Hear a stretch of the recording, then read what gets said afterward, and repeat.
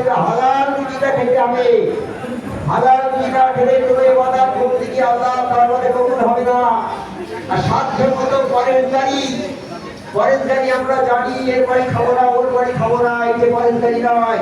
পরেশগাড়ি জন্ম থেকে মৃত্যু পর্যন্ত, জন্ম থেকে মৃত্যু পর্যন্ত ছোট বাচ্চারা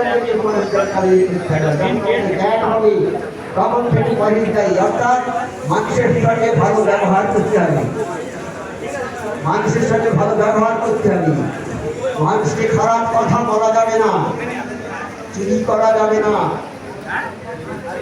সঙ্গে মেশা যাবে না। কালাম পাঠে বলেছে তোমরা আল্লাহকে ভয় করো আর সত্যবাদীদের সাথী হয়ে যাও। যারা সত্য কথা বলে, তারা ভালো লোক, তাদের সাথী সঙ্গী হয়ে যাও তোমরা।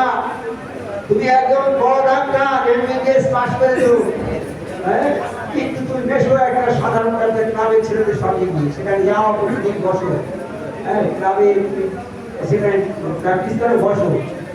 তাদের সঙ্গে মিশতে মিশতে তুমি খারাপ হয়ে যাবে। আর তুমি চুরি করো, ডাকাতি করো, তুমি যদি একটা ভালো এইরকম মন্ত্রী শেষে বসে ডাকাত, সে আল্লাহ তাকে পরিবর্তন করবে। একদিনে না হয় দুদিন, 4 দিনে তার আল্লাহ পরিবর্তন করবি। ভালো লোকের সঙ্গে থাকলে ভালো হবে, খারাপ লোকের সঙ্গে থাকলে খারাপ হবে। তাই বলে সৎ সঙ্গে স্বর্গবাস, অসৎ সঙ্গে সর্বনাশ।